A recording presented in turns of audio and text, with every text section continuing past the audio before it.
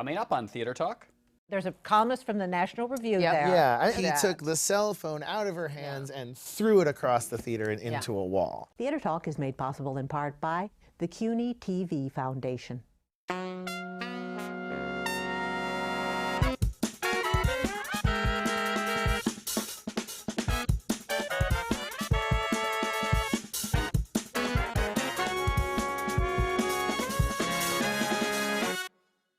I want to do everything, to have one way of evaluating experience. Does it cause me pleasure or pain? From New York City, this is Theater Talk. I'm Susan Haskins. And I'm Michael Riedel of the New York Post. So, Michael, this week we're going to talk about two powerful productions off Broadway in New York City. And they are? Coming up in a minute, we're going to have David Malloy and Rachel Chavkin from Natasha, Pierre and the Great Comet of 1812. But first, we are going to talk about Sontag, Reborn, a portrait of the important cultural essayist, Susan Sontag. I thought you were going to say Sondheim Reborn there. I've been saying that. I've been saying that. Sondheim Reborn. Which I'm going to say that But you know what, Stephen Sondheim is in a way the Susan Sontag of the American musical theater, because he was the true, ladies, was he not? He was the intellectual of the American musical theater, as Susan Sontag was a popular intellectual. Right. My hat's off to you, I darling. buy that. No, but we could say that she brought intellectualism into the mainstream. Well, perhaps American our culture. guests will say that, and they are Marianne Weems, who is the director of Sontag Reborn. Marianne is the artistic director of the Builders Association, which is really a very celebrated experimental avant-garde. I shouldn't say avant-garde. John Simon says once you say something's avant-garde, it's not. But avant-garde theater company, which she founded in, 1994? Yes. Correct? Right? Yes. She directed it. And here with us is also Moe Angelos, who adapted Susan Sondheim's journals for Sontag Susan Reborn. Sondheim, I think you just said. Did I? Susan did. It's all right. Well, that's okay. You know it. You know, viewers, I mean Susan Sontag. And she also plays Susan Sontag in a remarkable performance we will discuss. Moe is a founding member of the nationally famous Five Lesbian Brothers, and she has been a member of the Builders Association since the year 2000. But she's All without right. that white streak, the famous Sontag white streak in your hair. Didn't bring it today. But before Michael goes wild on his affection for Sontag Reborn, I want to say that some of the young adults in this office, where I work here at CUNY TV, do not know who Susan Sontag is. So I want you, Moe, please, to bring them up to speed on what is the importance of Susan Sontag. Who was she? Susan Sontag was a cultural critic, essayist, novelist, filmmaker. She actually wrote a few plays, too. She, let's see, I guess came to prominence in the early 60s with, I guess, her first big essay was Notes on Camp. And she was 31 at the time. She was 31 years old. It was published in the Partisan Review, which was a small review with probably a circulation of 10,000 or something like that, and it shot her to fame, cultural icon status. Superstardom of cultural fame. What was it about that essay? Because that is probably her most famous essay, Notes on Camp. What, Moe and Marianne, what is in that essay, which I'm sure you guys have studied, that would have attracted the attention of the mainstream media to this little partisan magazine that she wrote? What did she tap into that made her the most famous intellectual of her time, do you think? Well, if I may. I think that the point is she tapped into something that was a kind of a cultural zeitgeist, like a moment that was about to happen, which was Gay culture. gay culture. The humor, the, tragedy, the whole 9 yards, and that this was kind of her thing over and over again, is that she identified these cultural popular moments and then elevated them into high culture status. And that was her real, intellectual capacity, and her ability was that she could traverse both those worlds, high and low. Well, because with the Camp essay, she is taking what you would think is like sort of, people who are impersonating Judy Garland or an obsession with Judy Garland or something. And she's elevating it to a kind of cultural status level, that these are people who have a knowledge of this subterranean world that is a great world, Right. that have never really been Appreciate. looked at other than as freaks. Yeah. And that she's they have. she's giving them their due. Would you? Right. I mean, it's a little hard now in our current 2013 world to imagine gay culture being very not in the mainstream because it is so saturated in the mainstream Did you now. see the Tony Awards? Yeah, exactly. So, but there was a time in olden times, which is not that long ago actually, where, you know, camp was a sensibility, as she outlined it, that was, everyone sort of understood when something was campy, but they didn't necessarily have a name for it. Right. You know, and she sort of pointed to it and said, this is the name for this thing. Right. What's so fascinating is you're portraying Susan Sontag when she was, from the time she was 14 through her adolescence and young, in her 20s, and writing these journals and discussing her reading, which was so instrumental. Absolutely. And then you're also portraying old Susan Sontag, old Susan Sontag. Thanks a lot. Let me take over here. I'm going to stab you with my pen me take over. just to be candid. Side by This- side by this- Sontag. This is very interesting. So just tell us, she's 14 years old. What's the family like? What's the background like? And Yeah. why do books become the most important thing in her life? Well, she does not come from an intellectual family at all. Her father, well, her stepfather actually, Nathan Sontag, was a decorated Air Force pilot who her mother remarried. Her mother Judith, no, that's her sister. Her mother's Mildred remarried Nathan Sontag after her biological father died of tuberculosis when she was 5 years old. So she ended up in Southern California at North Hollywood High, which she says in the play, childhood, a terrible waste of time. You know, she just could not wait to grow up and get away and have her own life. And books taught her how to be an adult, in a certain way, right? She studied them, I think. What were the early books that she read? Oh my God, what did she not read? She was voracious and continued that throughout her life, just thousands and thousands. I mean, she would read anything. And that was sort of her point, was that she could read book catalogs and magazines and... Well, you knew her. How fast did she read? I don't think she was a speed reader. She was just obsessive. Yeah. But in any case, she read high culture. She read everything. She read Proust and Gide and... When she was a kid, when she was a Proust. kid. Dostoevsky. When she Yeah. was 14, she was reading Dostoevsky and... God, I was Like, reading, it was like you. I was reading Agatha Christie and Ian Fleming. Right. Two writers, I would argue, by the way, that you should read when you're young because they're great writers. Yeah. They I teach you agree. how to About write a Ian sentence Fleming, that's really I'll buy that with Fleming. muscular. And Agatha Christie's wonderful. I mean, and I bet you Susan Sontag would agree with me. Well, she I probably think would appreciate it. Agatha muscular is an excellent word because she was building that muscle. And, I think that was the thing, and something that's traced through the whole show is her aspiration to be a writer was, and her paramount through her intellectual whole life. confidence. Yes, she was oddly confident.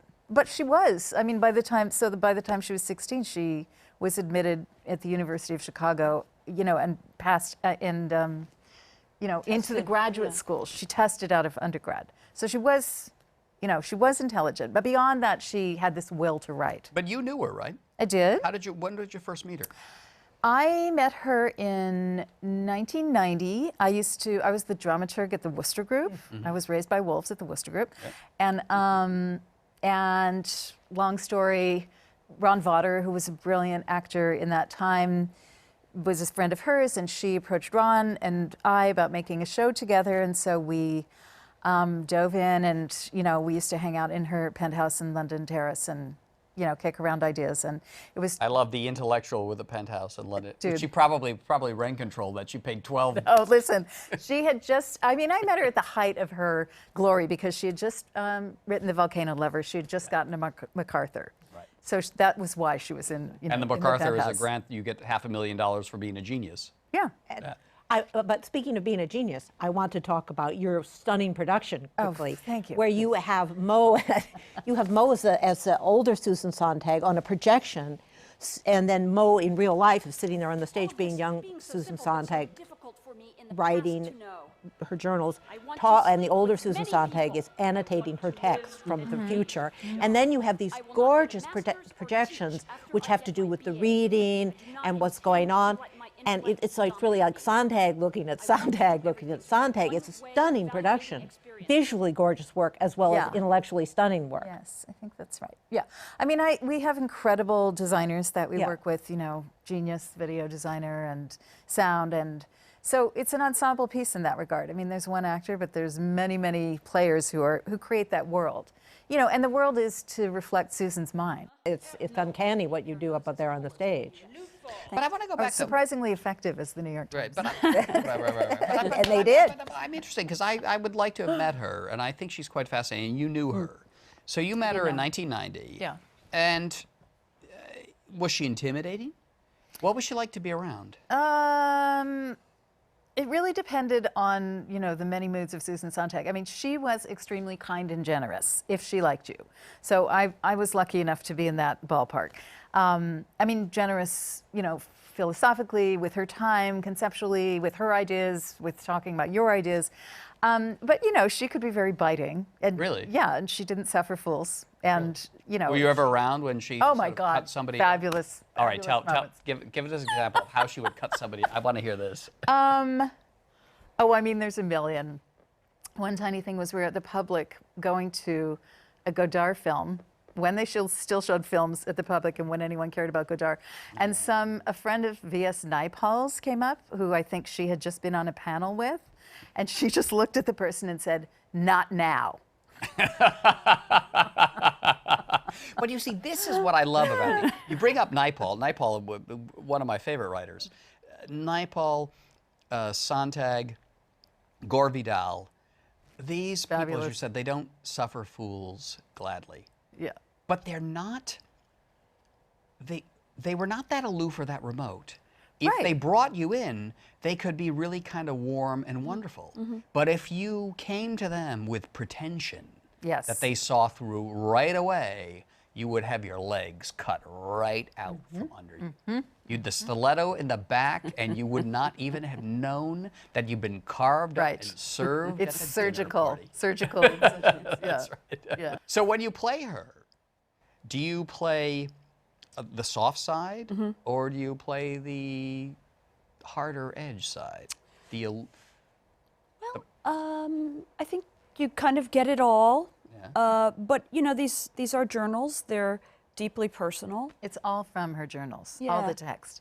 You worked with with Sontag's son. Yes. Yes, David Reef. I mean, he Worked with. But you guys have studied the journals. Where is the insecurity in her? I mean, we think of her as this imperious, great public intellectual. Right. Yeah. But there's got to have been some insecurity, some doubt, some self-doubt. Where is that? Every page. She's just writhing with insecurity, and kind of did until the end of her life. I mean, I think we all, you know, carry those struggles, but And also certainly when she was 14, she was excruciatingly, you know, aware of her lack of prowess. And you have her coming into her homosexuality, which wasn't exactly accepted, as you said before, at that time. Yeah. How did she deal, and when does that kick into place in the diaries? Oh God, when she's 16. She knows. Well, is there a girl that she's in love with? Oh yes. Many girls. Oh yes. Who? One of them is Irene Fornés, as a matter of fact. Really? Yeah. Marie, I remember some play called Mud that Irina Fornés did years ago. Yeah. Theater for the New City. Yeah. So did Sontag only go for the intellectual avant-garde types, or did she ever go for the cheerleaders? No. No, she never went for a She never went for the No, cheerleaders. no. Never went for the socias. No. I mean, I think Annie Leibovitz was like a big step into the popular world for her. That's probably the biggest step. The hottest babe. All right. All right, we've got to wrap it up, but I have to ask you one last thing about Susan Sontag.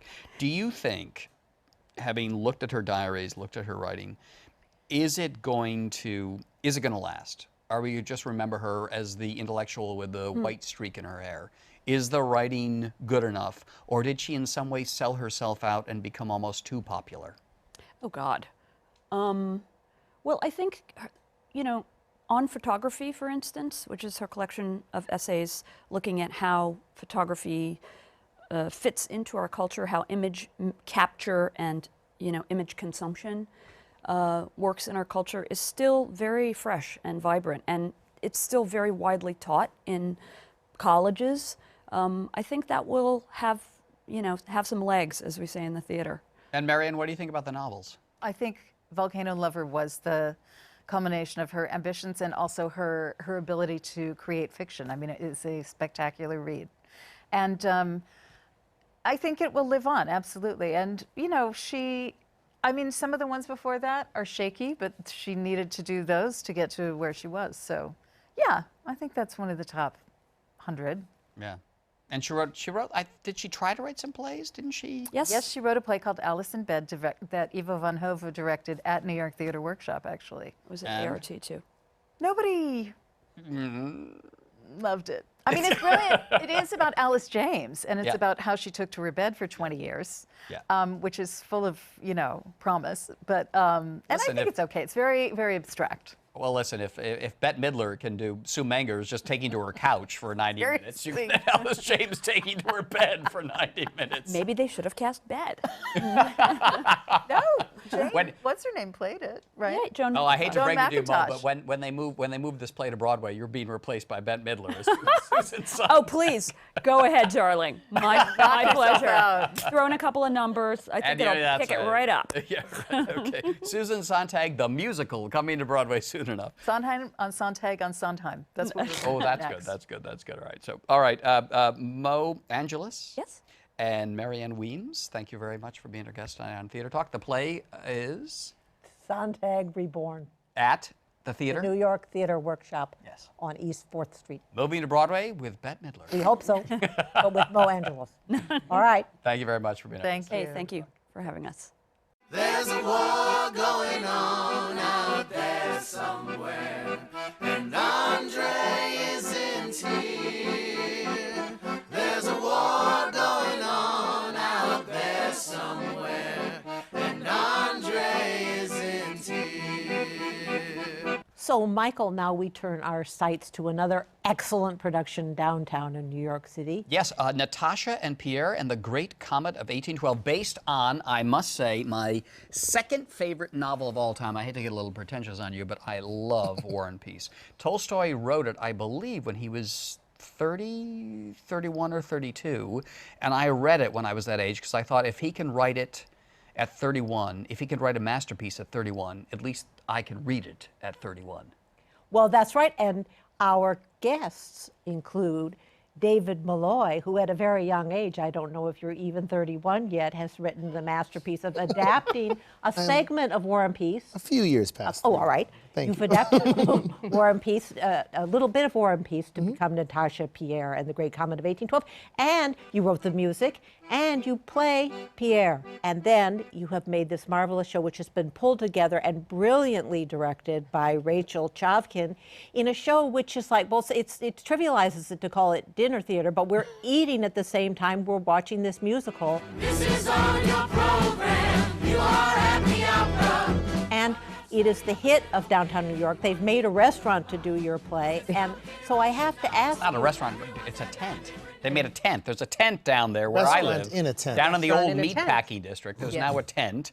It's like Cirque du Soleil for Tolstoy. It has walls. It has walls, and you think you're inside a structure that's more substantial than a tent. And air conditioning. And it has a bathroom. And the bathrooms are very good. The bathrooms by are the way. I must very say, nice. They're right out of Catherine the Great's Russia. You know, Yes, those porta potties are and when very you're nice. not in Catherine the Great's restroom, you are in But we Dave should Malloy's. Susan, we should Yeah. explain to our viewers. So imagine you take Tolstoy's War and Peace, which I believe is about 900 pages, Yeah, that's a lot. including this brilliant treatise about Napoleon and philosophy at the end that you guys don't use. And they have boiled it down. There's one line. There's where why we I. refer to it. Yeah. But they Get it in but they have taken this masterpiece of literature, and they've turned it into a snappy, fun, lively, off-Broadway dinner theater. Again, I think is the wrong word to use for it. But the hottest show off Broadway right now. So how did you do it, and why did you?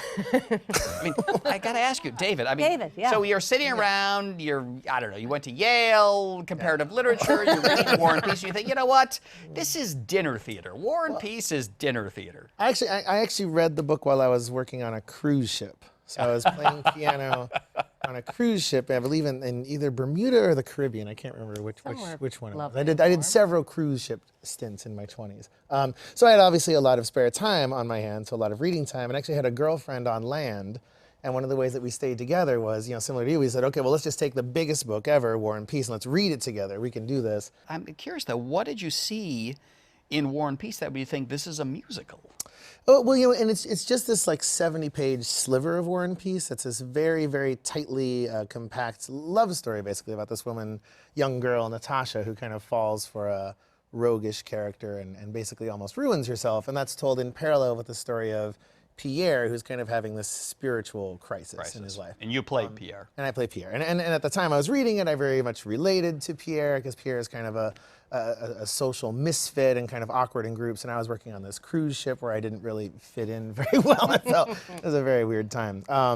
So what I liked about this particular section was that there's kind of these two stories running in parallel, and they only come together at the end. And it felt structurally like it really reminded me of classic musicals where you have like an A love story and a B love story. You've got Sky Masterson and you've got Nathan Detroit. And so we had those two You kind have of the stories. two people who really should be together. They don't know they should be together until they've gone through the journey of the show. Yeah, and in fact in our show they don't even really, they just kind of come together for a moment at the end of the show. And then 10 years later, they get married and all that, but that's. Well, we know that. We know that. We have a feeling. But Rachel, now how did you get involved in it as the director? And why did you conceive of it as this sort of whole dinner theater? Well, I think the dinner theater aspect came in part directly from Dave. Dave had this magical night in Moscow where he had found this sort of subterranean club. You're on a cruise ship and you wind up in Moscow? No. This was years and years later. So on the cruise ship, I read the book and realized that, and I kind of tucked the idea away in the back of my head. Oh, there's a 70-page sliver. One day I'll write an opera based on that. And then 6 or so years later, I got this commission from Ars Nova, and they said, you can do whatever you want. And I sheepishly proposed War and Peace, and they said yes. And so then as part of research for that, then I went to Russia. So Ars Nova funded your trip to Russia? Oh, no. Did they really? I went to Russia. No, they didn't fund the trip to Russia. I mean, they were great. They gave us developmental workshops, and for a year and a half or so, we developed it there. But no trip to Russia. But so no- you no went to trip Russia, and then you got involved because? Well, so Dave and I had worked together on 2 projects prior, and when we were working on, I guess, our first project together up at Vassar College, Dave mentioned, this was in 2009, and Dave mentioned this long time idea, sort of back of the brain idea, to adapt War and Peace into an opera. And so I think I began rereading the book then.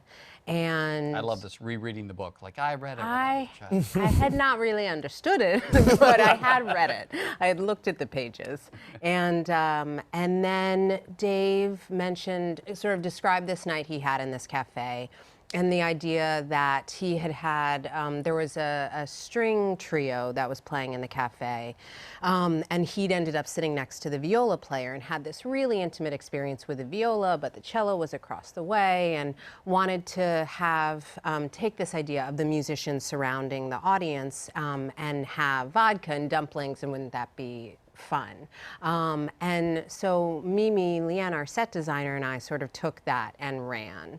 And it felt very important to me to preserve certain aspects of period, which ends up being the costumes, because it seemed really important that the audience be able to release into the melodrama of the story. You can't meet Natasha with modern day sort of feminist morality. She just makes all the wrong choices.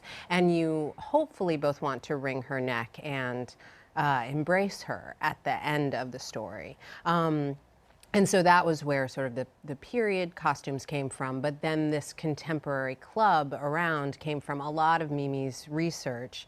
Mimi also got this random trip to Russia for another gig that she was doing and kind of came back with We these. have to get on this gravy train. Right? This chicken Kiev train. I want to get to Russia too. I've never been there. You guys are like, it's good. Her description, well, I have not been to Russia actually yet, so hopefully Well, hopefully we'll tour there. yeah, exactly. But what was interesting about dinner theater is the wrong word. Opera actually is the right word. It is an opera. It is a sung through musical. Oh, yeah. There's no dialogue. There's one tiny piece of dialogue at Little the end. sliver of Yeah. it. Yes. So when you you wrote the music, right, for it? So what is the style of music that you're aiming for? Because it's not 19th century European, although it echoes that. I mean, But there are it definitely also is- pieces of that. Yeah. So I mean, I definitely in like thinking about what the sound of the show would be, there were kind of a couple different worlds I looked to, and one was definitely like period music, so 19th century Russian music. So I listened to a lot of Tchaikovsky and Borodin, and even a little later Rachmaninoff and things like that. So there's that kind of sound, and then also a lot of like Russian folk music I was listening to. So that's why you have the accordion is in there and the guitars, and there's this beautiful scene in War and Peace where Natasha goes into the countryside and hears this guitar player who's playing these old it's a Russian folk lovely scene. songs. Yeah. Yeah.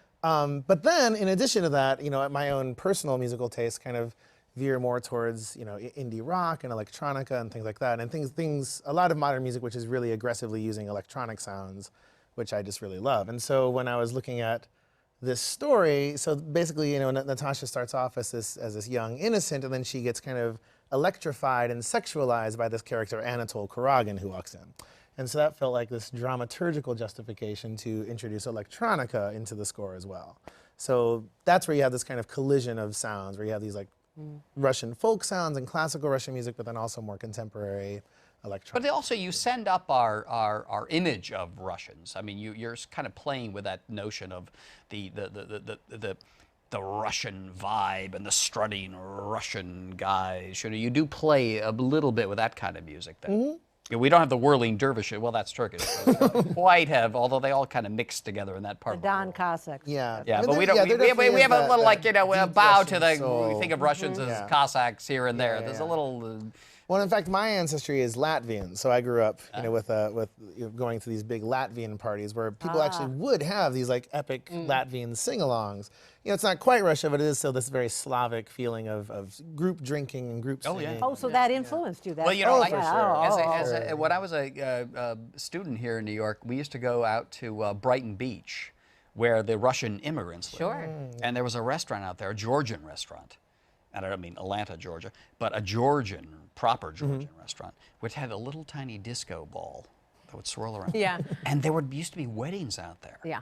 And they would start off boisterous and fun, but they would then drink so much, inevitably, they would wind up trying to kill each other at some point. But that's the Russian character that Tolstoy understands, that there is this passion and expansiveness and love, and the double-edged sword of that is that they can turn on a dime and slit your throat and kill you. Yeah. Totally, and Well, I in think fact, we have a duel. Yeah, we have a duel, and That we moment. have Yeah, absolutely. that moment of.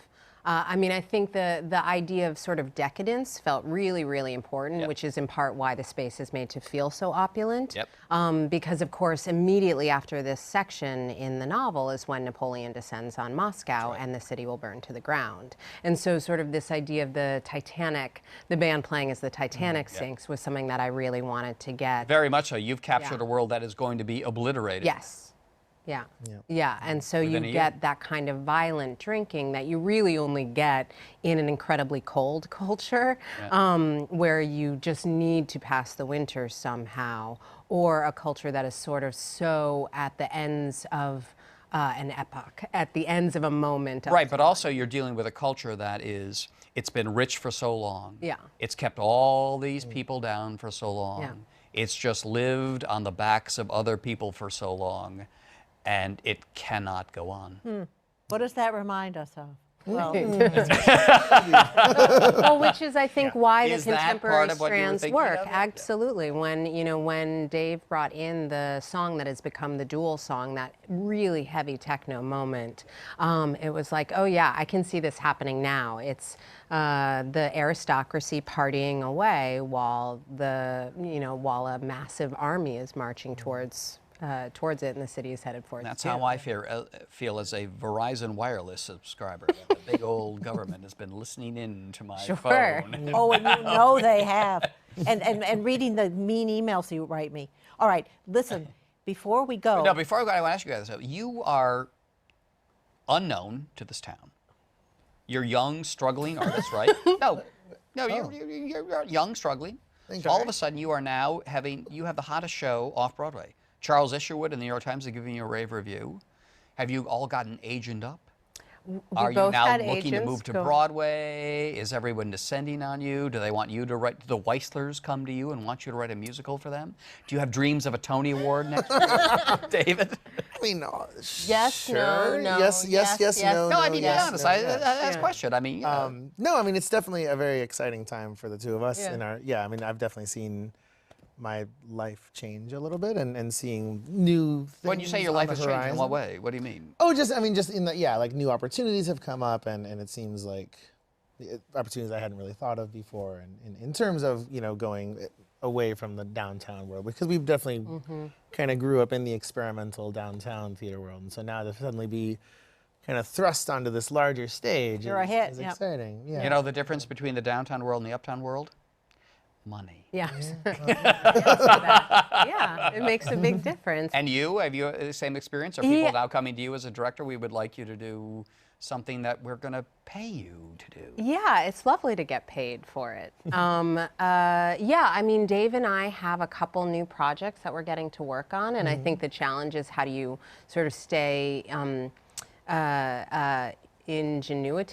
Ingenious. Yeah. How do you stay creative in sort of a fundamental way that poor theater demands that you do, because you don't have sort of the tricks that money can buy you.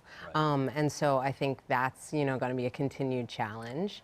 And also, I mean, I think for me too, like just staying smart about what we're actually going to do next and what to say yes to and what to say no to. But I've seen this happen a lot, though. What you have to do is, since you now are in the hot seat, and you'll be in the cold seat again, believe me, because you might do the big one that fails, and you're on the scrap heap. Your history. But what you should do is, because a lot of people are going to you now with money, you should continue to pursue the things that you want to do. Yes. Just now, the people will give you money to do them, and it won't be quite so hard. Yeah, maintaining that dream list is actually like one of the biggest responsibilities that I feel like is the largest change that I'm experiencing, is just the need to carve time in a way I hadn't before to maintain that dream list so that I'm ready when someone's like, what do you want to do? Here's a commission, here's a possibility. And don't let them come to you and say, we would like you to direct, I don't know, Ghostbusters 3. Yes, not You yet. say, actually, we would like to do One. One. Not till your drug habit gets too expensive. That's right. That's it. No, but you go to those people. You go to the Weislers and the Viertels and the Frankels and the Bruches and the Schuberts, and they come to you and they say, "What would you like to do?" And you say, "This is what we want to do. This is our next one." But until then, it's Natasha, Pierre, where they give you these shakers. Yes. They give you dinner. They give you shakers. Now, recently there was a notorious event which happened at your theater. Oh. Yes, and I wanted to get your take on that. There have actually been countless notorious No, but events, all right, but there was one. but That's the one, because people drink at your show. Yes. but the one that give them made shakers. the one that made the papers, and you were there. Tell me what happened. From my perspective, I was actually playing piano at the time, and it's in the beginning of Act 2. It's like one of the biggest ballads in the show. Oh, and this there's- woman starts singing this beautiful song. And the reviewer from there's a columnist from the National Review there. Yeah, and I mean, what I heard at first was just like out of the corner of my eye, I like kind of heard some commotion. Then I looked up and I heard a very loud sound, like something hitting the ground.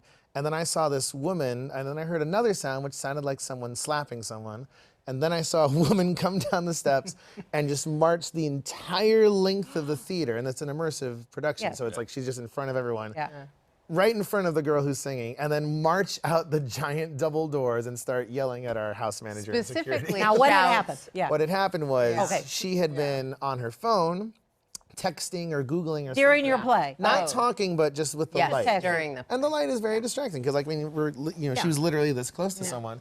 And I guess the man had asked her several times during Act 1 to stop, and during the intermission, the house management and security had come and asked her to stop.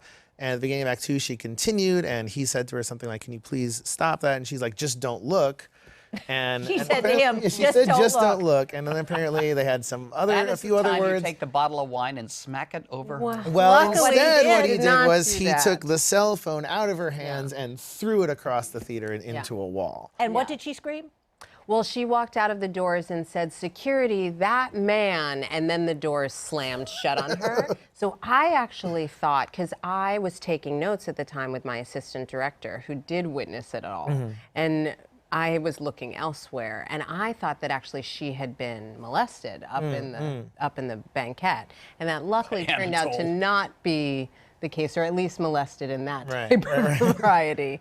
I think as a team we were kind of split about it because we had been very upset about sort of this rampant use of cell phones throughout the play. So this was a sort of epidemic versus a singular incident. And yet the whole time you're kind of encouraging the audience to Well, I mean, that's what's so be difficult part of about this, it's the end fine of line. this era of all this drunkenness that is going on. Yeah. This I mean, decadent one, people society to be is sitting unraveling. at tables together and meeting their neighbors and talking and laughing not a little bit. texting. But But not, not yeah, and it's texting. just like finding that fine line. And But then they came and they made the guy who'd thrown the phone.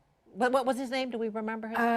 heaven. Well, we'll put William it here. F. Buckley from the Right, National no, National Review. Review. Right, they made him leave, right?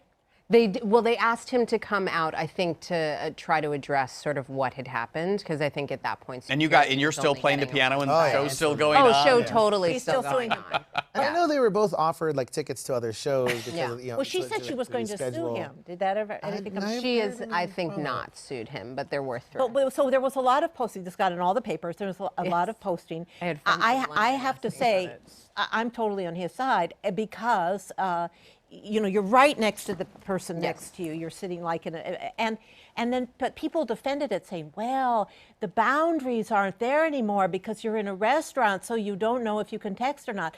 And I'm thinking, well, I'm thinking. You're watching a performance. There's people standing right there performing for you. You don't know that you have to not be rudely texting. Yeah. That's what's so appalling. And I mean, I think the major sort of thing that you can say kind of against him is that he could have injured someone in the Yes, throwing right, of the phone. So it was probably not the best way to have I know, dealt but on with the it. other hand, listen, you're pushing the boundaries with the theater. It's an immersive, I think, is your word performance. People are eating. People are drinking. Yeah. If somebody stood up and started dancing, It's happened. would you incorporate their Well, dance? again, it's a fine line. Like that happened like 2 nights ago. There's a scene where we are passing out letters, Yeah. and this woman got this letter to deliver to Natasha, and usually they just pass it like you know from audience member to audience member. But apparently this woman just like stood. I actually wasn't there that night, but this woman stood up and just like slow danced her way all the way across the theater to give it to Natasha.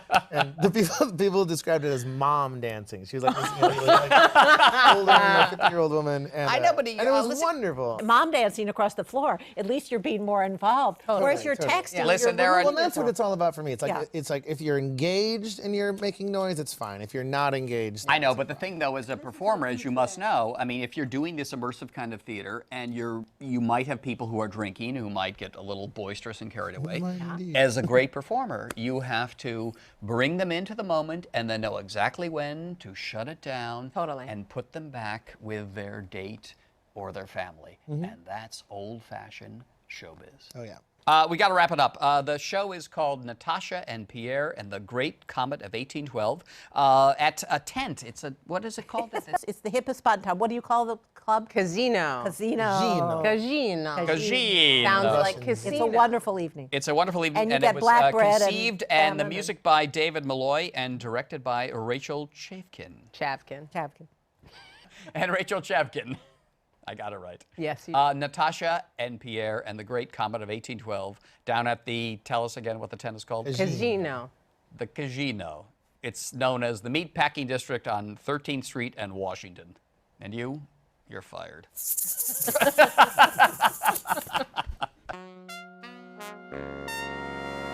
Our thanks to the Friends of Theater Talk for their significant contribution to this production. Theater Talk is made possible in part by the Frederick Lowe Foundation, the Eleanor Naylor Dana Charitable Trust, the Corey and Bob Donnelly Charitable Fund, the Noel Coward Foundation, Carrie J. Fries, the Dorothy Strelson Foundation, the New York City Department of Cultural Affairs, and the New York State Council on the Arts, a state agency.